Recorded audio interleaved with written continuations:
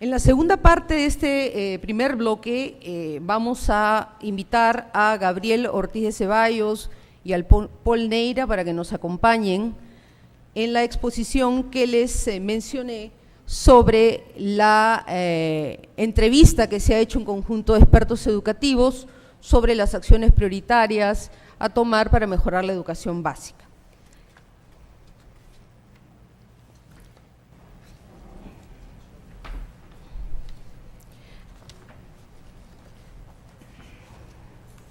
Bien, Gabriel Ortiz de Ceballos es presidente ejecutivo de Apoyo, Comunicación Corporativa y del Instituto Apoyo, magíster en Administración Pública de la Universidad de Harvard y bachiller en Economía de la Pontificia Universidad Católica del Perú. Ha sido consultor del Banco Mundial, Banco Interamericano de Desarrollo y otras entidades de cooperación bilateral y multilateral sobre temas de reforma del Estado, incluidos temas de reforma del sector educación. Es experto en asesoría de imagen y comunicaciones y gestión de crisis corporativas. Ha sido miembro del Tribunal de Indecopi y miembro del directorio, es actualmente miembro del directorio de Enseña Perú. Por su parte, Paul es candidato a doctor por la Universidad de Columbia, educador de la Pontificia Universidad Católica con maestría en Sociología en esta misma universidad. Es especialista en reforma, implementación del cambio y políticas educativas. Ha trabajado en el National Center for Restructuring Education, Schools and Teaching en Nueva York y en el Grupo de Análisis para el Desarrollo, en GRADE. Bienvenidos. Gracias. Adelante. Gracias.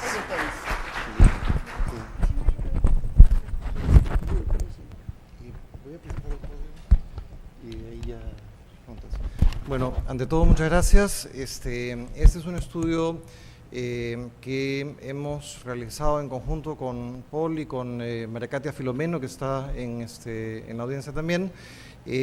Básicamente es un enfoque bien empresarial, que es básicamente ir a preguntar a la gente que sabe qué cosa es lo que valdría la pena hacer. Es lo que los americanos llaman brain picking, o picotear cerebros de la manera más directa. Y luego hemos sistematizado, digamos, de alguna manera, qué cosa era lo que se encontraba, tanto en términos de lo que vale la pena hacer, lo que no vale la pena hacer, los temas que son más difíciles, requieren definiciones previas, etc. Creo que el título refleja un poco el enfoque y las conclusiones que sacamos del estudio. Tenemos una urgencia de lograr acuerdos prácticos. No nos sirven los acuerdos generales. Hay muchos esfuerzos que se han hecho previamente, tanto de diagnósticos, está el Proyecto Educativo Nacional, está el Acuerdo Nacional en lo referente al tema de educación, etcétera. Pero a pesar de eso, todavía hay necesidad de tener un nivel de detalle más fino y de tener, digamos, una precisión en los acuerdos que haga que la rueda se mueva más rápido. Estas son las personas que hemos, digamos, entrevistado. En realidad, Paul ha estado a cargo de todas las entrevistas. Nosotros, María Katia y yo, hemos intervenido más un poco en la sistematización y en la definición un poco del enfoque del estudio. Como se puede ver ahí, no creo que no se va a poder ver hasta el final, pero digamos, se ha recogido posiciones y planteamientos de gente que está vinculada a la investigación, del magisterio, gente que está en el Ministerio de Educación, gente que está en los organismos internacionales, en el sector empresarial, en proyectos vinculados al sector de educación. Se ha hecho el esfuerzo por cubrir, digamos, una diversidad de fuentes posibles, ¿no? Entonces, todos estamos de acuerdo en que es fundamental. Creo que además eso es algo que se viene diciendo desde hace muchísimos años. Cada vez creo que hay más conciencia de eso y hay sin duda avances, ¿no? Pero todos estamos también de acuerdo en que estamos avanzando a una velocidad que no alcanza, que tenemos que ir muchísimo más rápido de lo que lo estamos haciendo. Y un punto que surge de este estudio es que cuando le preguntamos a todas estas personas, bueno, ¿cuáles son las prioridades? ¿Cuáles son los 3 temas que tienes en la cabeza que son los temas que tú pondrías como prioritarios? Lo que nos sale es esto de aquí.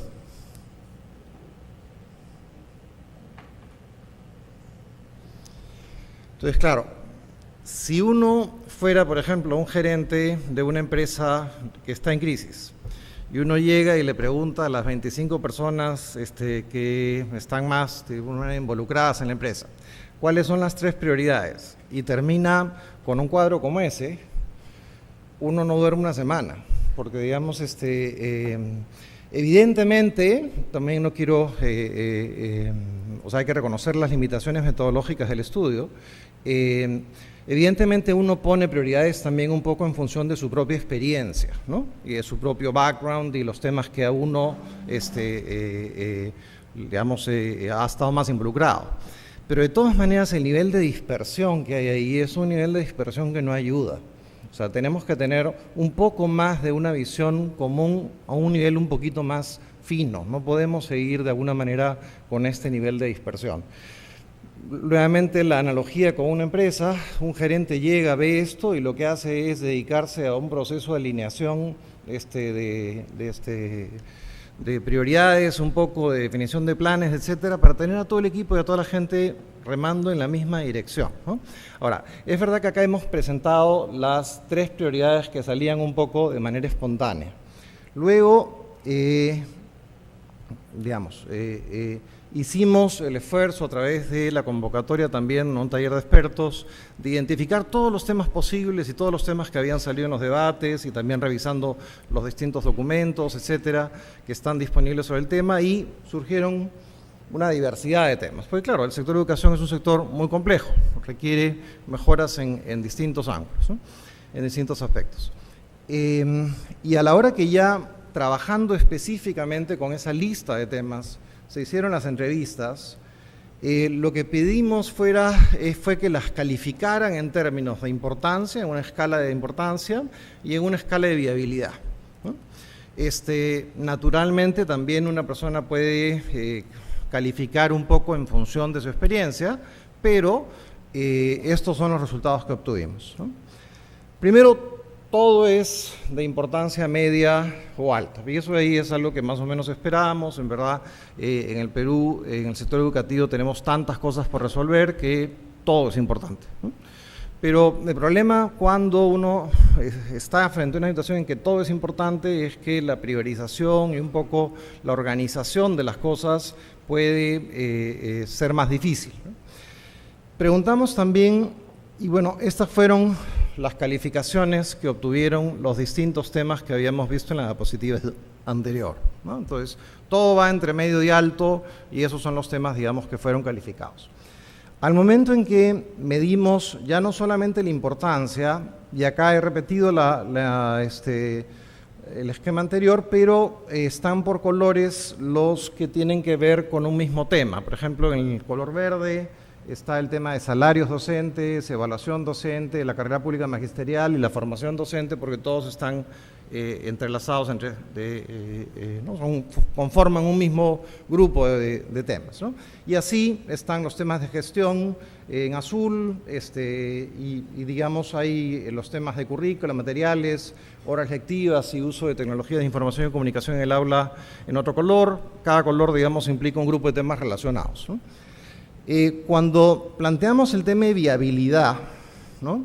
Y decir, bueno, ok, esto es súper importante, pero ¿qué tan viable es, ¿no? Y algo puede ser más o menos viable dependiendo, a veces por cuestiones de presupuesto, a veces por cuestiones de viabilidad política, a veces porque de verdad son complejos en sí mismos, no es que hay un problema de viabilidad política, de repente no son ni siquiera tan caros, pero son muy complejos en términos de cómo se logran hacer, ¿no? Entonces, habían distintos elementos que tuvieron que ser considerados en la viabilidad. Y lo que fuimos encontrando fue lo siguiente, ¿no? Digamos, todo lo que es vinculado al tema docente fue calificado como una viabilidad media, con distintos niveles de importancia. El tema de formación docente y evaluación docente, que están vinculados a la carrera pública magisterial, son los que fueron considerados como de mayor importancia respecto al tema propiamente de salarios. El tema de educación inicial fue considerado con una viabilidad entre media y alta, o sea, se cree que ahí hay un espacio para poder construir y que eso tiene una alta importancia en relación con la última exposición, por ejemplo, eso sería algo sumamente claro de prioridad, ¿no? El tema de educación técnica en secundaria fue mencionado como una viabilidad media y de importancia menor que lo anterior, ¿no? Todos los temas de gestión fueron señalados como problemas de mayor dificultad, ¿no? Y ahí está el tema de la gestión en el propio ministerio, ¿no? Que ha sido señalado como algo de mucha importancia, pero también todo este proceso de centralización que todavía es un proceso poco preciso respecto de qué competencias y qué elementos corresponden en la práctica y se llevan en la práctica en cada instancia, y los vacíos que existen un poco alrededor de la implementación de ese proceso, el tema de supervisión en las escuelas, el tema de generar una mayor autonomía en la escuela, de tener, digamos, un esquema de gestión en ese orden, ¿no? Los temas de educación rural, que incluye el tema de interculturalidad en unas zonas del país, pero que en otros casos no, fue también considerado como algo de una viabilidad media. El tema de interculturalidad se consideró relativamente más difícil, ¿no? Y los temas de materiales, currículo, horas lectivas y TICs sí estuvieron considerados con una viabilidad media o alta en función de lo que se señala ahí, ¿no?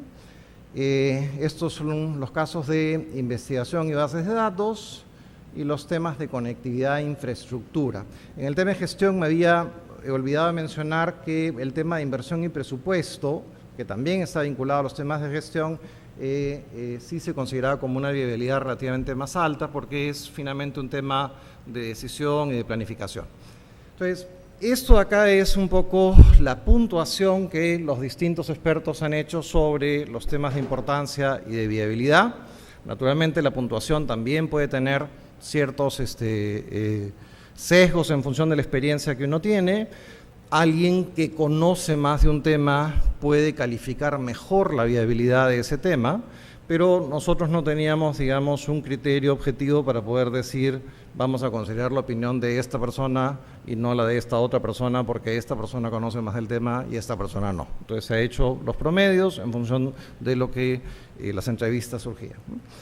Ahora, ¿qué cosa es lo que vemos acá? Es que tenemos una serie de proyectos o una serie de temas que son sumamente importantes, ¿no? Pero que son complejos, ¿no? Y ahí tenemos que entrar a analizar esa complejidad, ver cuáles son las fuentes de esa complejidad y encontrar soluciones, planes, consensos para poder echarlos a andar, ¿no? Por ejemplo, el tema de la evaluación docente, ¿no? Todo el mundo está de acuerdo, lo vamos a ver después, que se debe incorporar el esquema de la evaluación en aula, que no basta con la evaluación que se ha venido realizando, se necesita hacer evaluación en aula.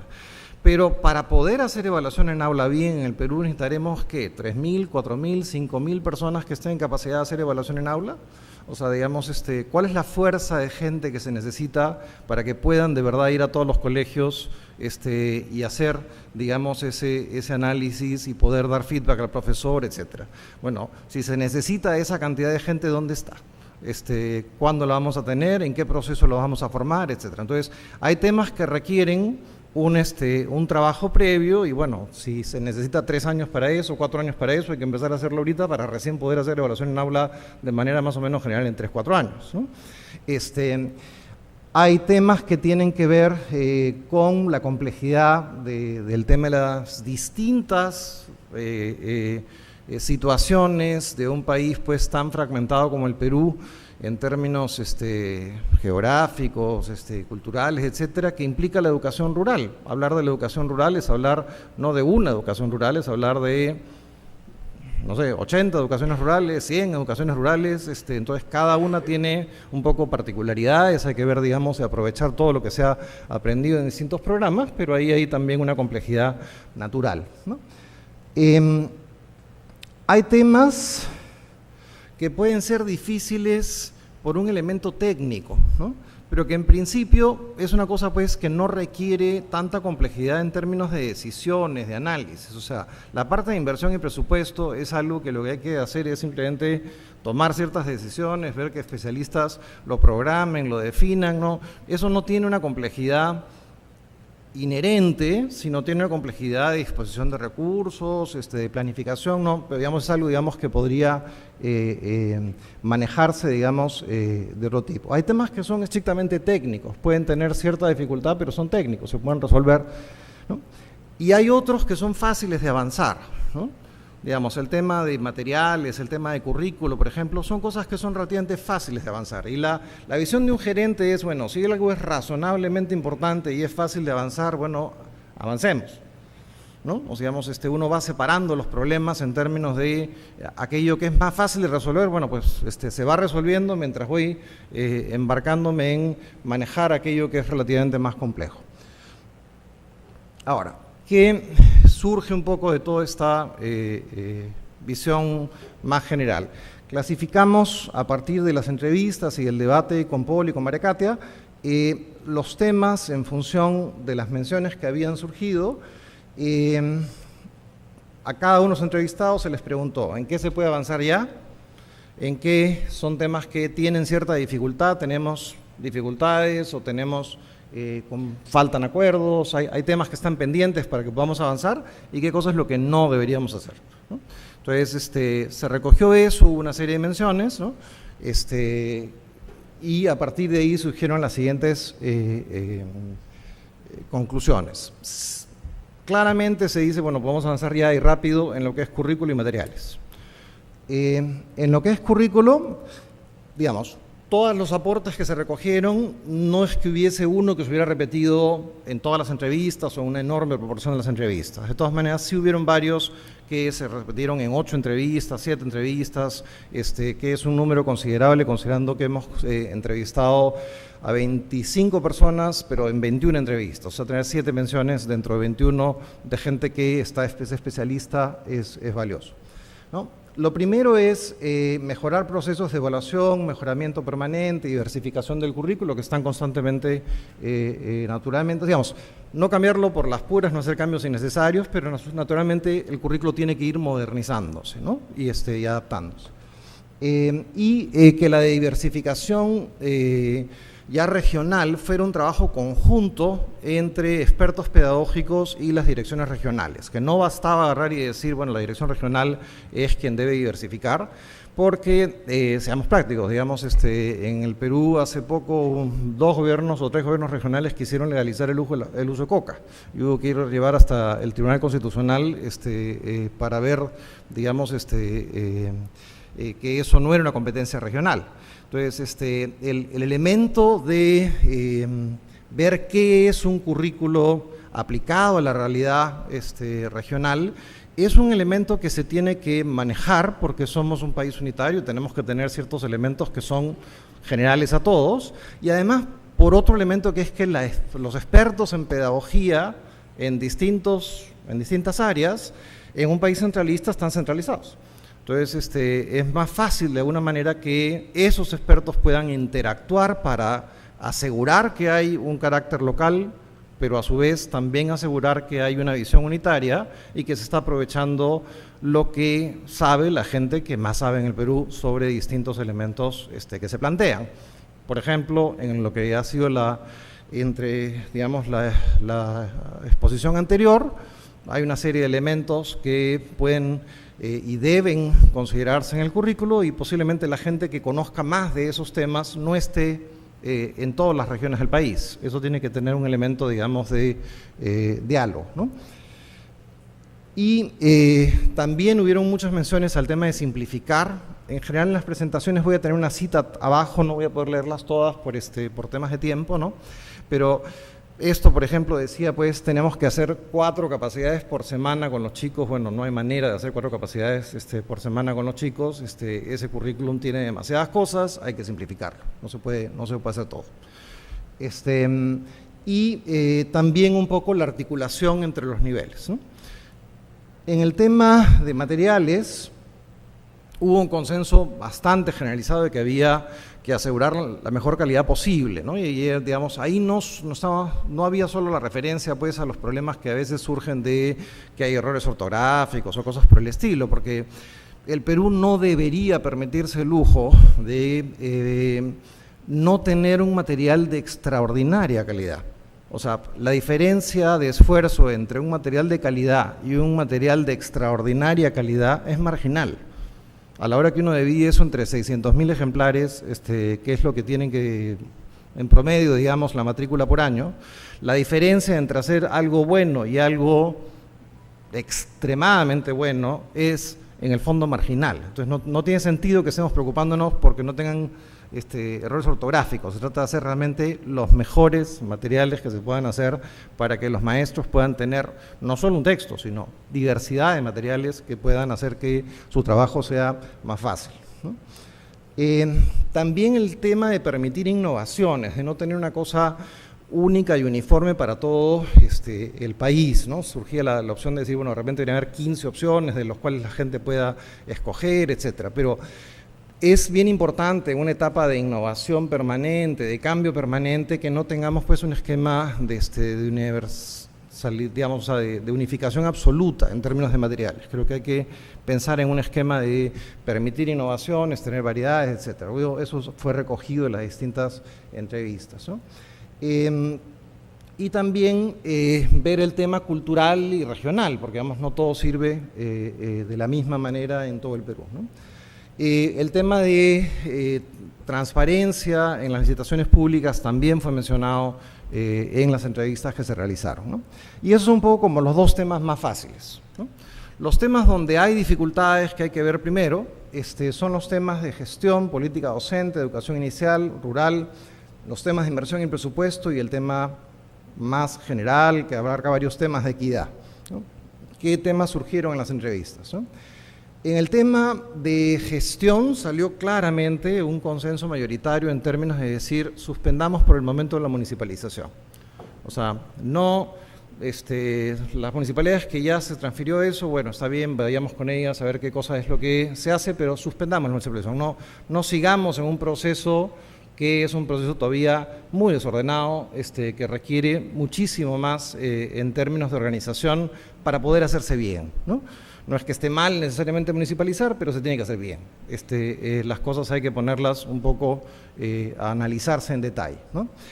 Otro tema que se mencionó es el tema de que el Ministerio de Educación se despolitice, se profesionalice más, tenga, digamos, un elemento de excelencia a nivel de todos los funcionarios, que en las entrevistas surgía como una preocupación. Había la comparación que se hacía, era, bueno, en Colombia hay 250 personas de excelente capacidad, acá tenemos 1.500 personas. Bueno, desde una perspectiva puramente gerencial, y ahí simplemente no estoy reflejando algo en la entrevista, sino en un comentario propio, una institución de 1.500 personas, para empezar, ya es un problema, porque uno no sabe ni siquiera dónde quede el escritorio de cada quien, ¿no? Digamos, reemplazar una institución de 1.500 por una institución de 250 buenos, posiblemente, no importa de qué, sea una buena idea, porque, digamos, es el tema de la, digamos, interacción entre la gente, la capacidad de saber qué cosa es lo que está haciendo el otro, la capacidad de trabajar en equipo, etcétera, entre 250 es muchísimo más fácil que entre 1.500, ¿no? Entonces, hay un elemento ahí que habría que considerar y ver. La experiencia colombiana ha sido citada en las entrevistas, como digo, el último comentario sí es algo que es mío, ¿no? El tema de centralización, que ya lo hemos mencionado, y el tema de desburocratizar las UGEL, de fortalecerlas, que es algo, digamos, que se ha venido diciendo desde hace muchísimo tiempo, ¿no? También surgió algo que ha sido también buena parte de la preocupación, de orientar mucha parte de la gestión hacia mejorar la gestión en la escuela, ¿no? Pero la verdad es que para que eso ocurra tiene que mejorar la gestión desde el ministerio, tiene que mejorar también la gestión del UGEL, etcétera, etcétera. No es una cosa que se puede trabajar de manera aislada, ¿no? Entonces es un elemento que tiene que estar empaquetado con lo demás, ¿no? Y bueno, y el tema de corrupción surgió también, ¿no? En temas de política docente, un acuerdo clarísimo de mantener la carrera pública magisterial, también de avanzar a procesos de evaluación que incorporen la evaluación en aula, que sean más transparentes, etcétera, ¿no? Como digo, la evaluación en aula sí tiene sus dificultades porque implica tener las personas que pueden hacer la evaluación en aula y dar el feedback a un nivel masivo. Eso hay que cuidar de cómo se va a hacer, ¿no? Hubo también menciones en varias entrevistas respecto a revisar si este tema de la nota 14 en los institutos pedagógicos estaba o no teniendo buenos efectos, y una preocupación particular por lo que estaba generando en términos de disponibilidad de maestros para educación bilingüe e intercultural. Entonces, que de repente en ese campo eso estaba generando digamos, un problema más que un beneficio, ¿no? Y también hubo menciones respecto de que es muy interesante el programa estratégico de logros de aprendizaje, el PELA, y que valdría la pena ver, digamos, de ampliar esa experiencia hacia, digamos, más, a un tamaño mayor, digamos, ¿no? Y un tema que también surgió fue que la capacitación no fuera tan masiva, ¿no? Y que la capacitación incluyera no solo la parte metodológica y de contenido, sino que incluyera un elemento importante también de trabajo, digamos, de cómo debería manejarse un determinado tema para un determinado grado, o sea, mucho ejemplo, de alguna manera, de cómo manejar las cosas ya directamente en el aula, sobre temas específicos. Es decir, que hay un elemento adicional o un paso adicional que sería útil dar, que es no solo te enseño matemáticas o te enseño cuál es la metodología mejor, la metodología activa, lo que fuera, sino que además vamos a hacerlo, en este caso particular, con estos temas, para que de alguna manera sea una cosa más clara, ¿no?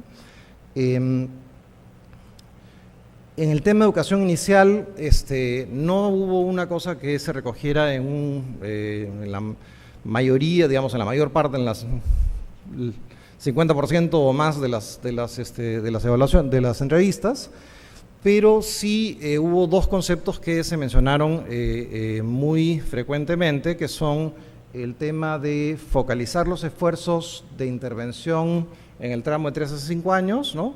Y el asegurarse, un poco en la misma dirección de la presentación anterior, que sea de calidad, que los PRONEI no están teniendo eventualmente el nivel de rigurosidad y de calidad que se necesita, que digamos en realidad se debería apostar por una educación inicial más estructurada, más de mejor nivel, ¿no?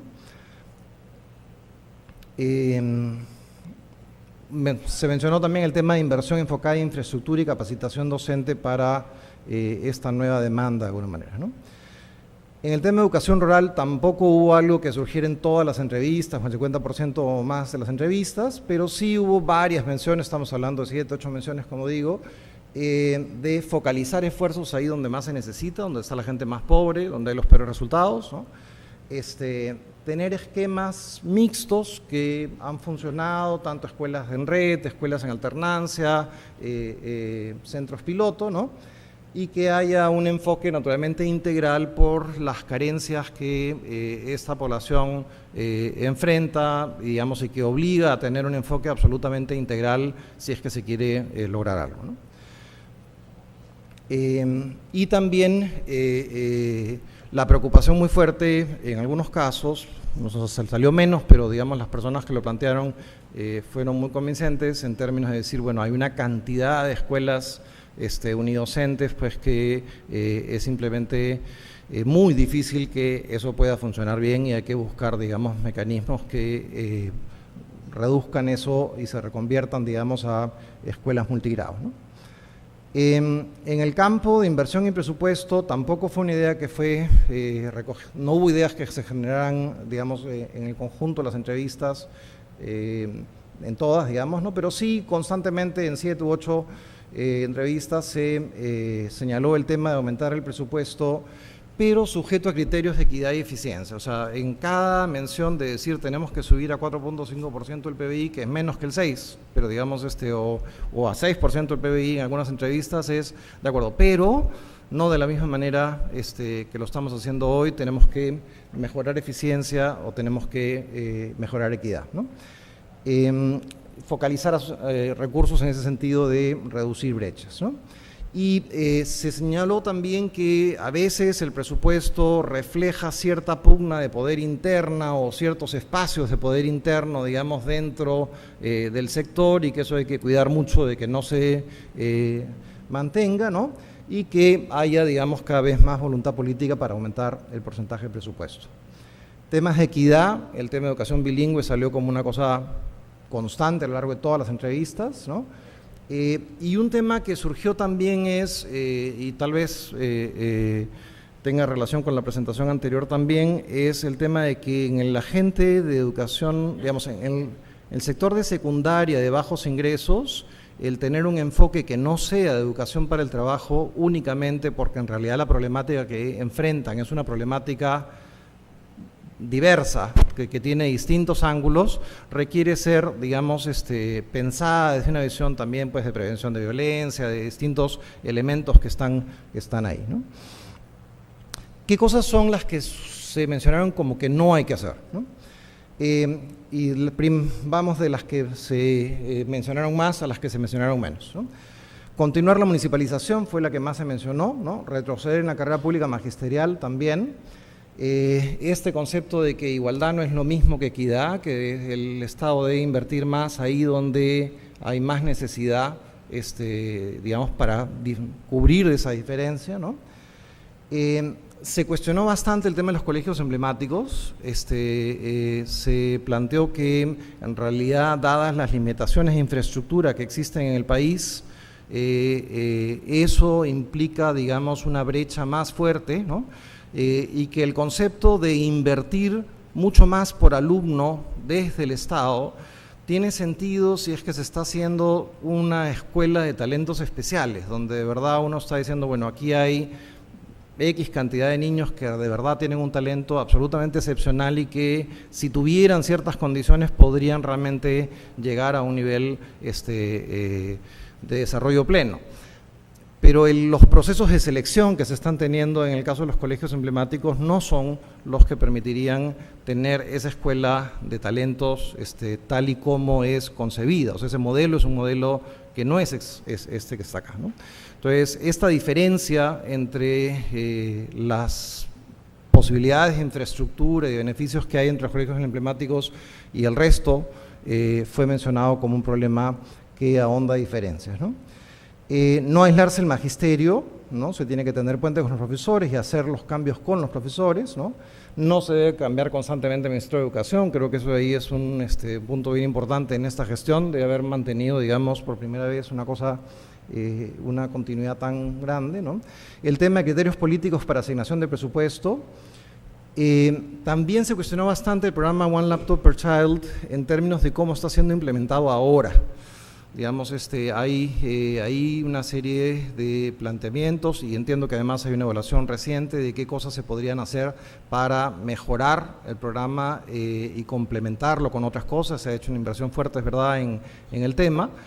Son los países que más ha invertido, pero se necesita agregar o ver, digamos, ver qué temas se hacen respecto de ese tema o de ese programa, porque no, tal como está, no está funcionando bien. Evaluar a docentes solo en el manejo de contenidos, ¿no? Cambiar constantemente el currículo escolar, o sea, hay que simplificarlo y hay que innovar y hay que adaptarlo, pero manteniendo, digamos, un esquema de no cambiar por las puras, ¿no? Hubo también personas que cuestionaron el tema de la promoción automática entre el primer y segundo grado, y ahí ha habido debate, porque también en una reunión anterior Pacharri me decía eso ahí es algo discutible, digamos, que habría que analizar más en detalle. Pero con esto, digamos, la última es este tema de seguir enfatizando solamente comunicación y matemáticas como elementos centrales, ¿no? Pero voy a aprovechar el comentario que les mencionaba de Pacharri para decirles un poco lo que queremos o hemos querido hacer con este estudio. Esto no es que sea la verdad ya destilada, ¿no? Evidentemente aquí lo que hemos hecho es recoger de gente que sabe mucho cuáles son sus prioridades, cuáles son sus posiciones, sus visiones, etcétera, y pueden haber perfectamente temas acá que son debatibles todavía, ¿no? Pero lo que sí es cierto es que no podemos seguir con un esquema donde a las 25 personas a las cuales se le consulta sobre el tema de prioridades en la educación terminan con respuestas tan dispersas. Eso no nos ayuda. Necesitamos de verdad conseguir que los consensos sean consensos más prácticos, más aplicables, ¿no? Y que ahí donde hay disensos, bueno, pongámonos a discutir sobre One Laptop per Child, o sobre los colegios emblemáticos, o sobre la promoción automática, o sobre la nota 14, todos los que tengan que discutir sobre el tema, y lleguemos a un acuerdo sobre qué cosa es lo que hay que hacer. Pero digamos, lo que no podemos seguir es manteniéndonos un poco con estas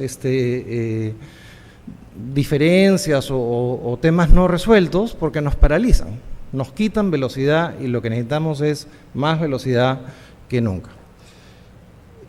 En fin, esperemos que en los próximos 5 años, a pesar de toda la polarización que estamos viendo ahora, seamos capaces como país de poner los niños primero y seguir avanzando en el campo de la educación. Muchas gracias.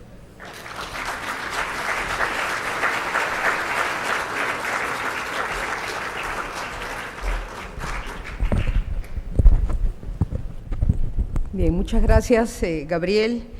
Tenemos algunas preguntas, pero antes de mencionar al menos 2 de ellas, quiero comentar que enseguida, después del café, va a venir un panel de 3 expertos educativos que justamente van a comentar el cómo enfrentar esta situación en el marco de estas 2 exposiciones iniciales. Es decir, uno de los puntos que nos hemos propuesto tocar en el comité organizador de este CADE es tratar de ir aterrizando a la luz de esta información. Por otro lado, ir identificando por dónde van las prioridades, la importancia, la viabilidad, y de ir tratando de ver cómo enfrentar la situación y rematar pues nuestro día con las propuestas de los candidatos, ¿no? Entonces, en ese sentido, no voy a referirme a las preguntas que les piden a los señores priorizar y mencionar los cómo. Pero quiero mencionar, por ejemplo, se preguntan aquí si es que salió en el estudio aspectos relacionados a los TICs, en términos más amplios, no solo lo vinculado a las OLPC. Por otro lado, también si es que se ha profundizado en algunos aspectos de los temas aquí mencionados, es decir, si se ha logrado escarbar un poquito más, por ejemplo, en el tema de lo rural o de lo intercultural, si desde el estudio se han precisado algunos temas más específicos en torno a lo intercultural o lo rural.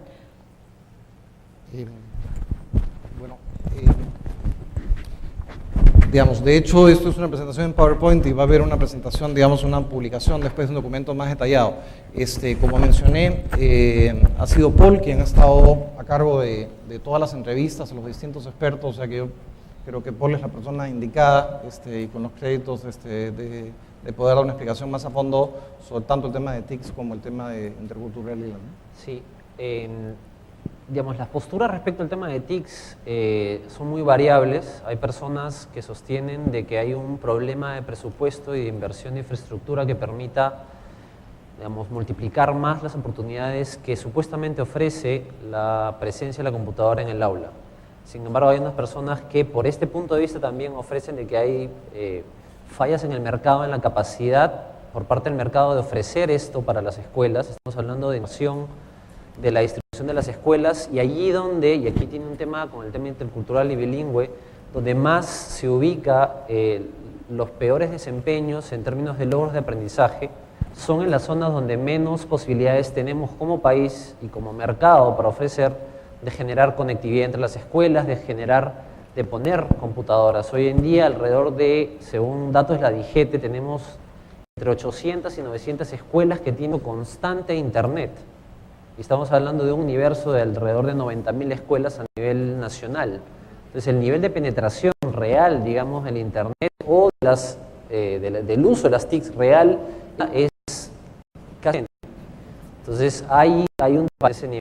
Y por el otro lado, en la pregunta respecto a la interculturalidad, va por el lado de la equidad. Digamos, ha habido un énfasis muy fuerte entre igualdad y equidad. Es muy distinto el puesto, por un lado, el nivel de esfuerzo del Estado respecto de asegurar un acceso a la educación primaria o secundaria a nivel nacional que sea, desde el punto de vista, por ejemplo, económico, de que se invierta de manera distinta a este estudiante que está en la periferia de una urbe en el país, de un por encima de los 3.500 metros sobre el nivel del mar. Y para el Estado, el presupuesto es el mismo dinero que se gasta. Entonces hay un tema ahí que tiene que ver con el tema intercultural.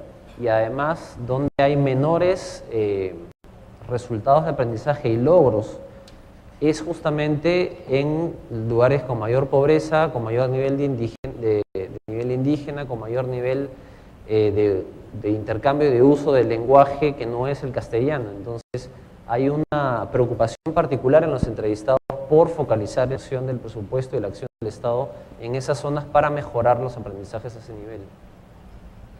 Bien, quiero agradecerle a Gabriel y a Paul por su participación y por todo el esfuerzo que ha implicado este estudio y el aporte que significa para la discusión del evento del día de hoy. Quiero invitarlos a ustedes a pasar al café y retornar a la sala a las 10:30 para continuar con la siguiente parte del programa. Muchas gracias.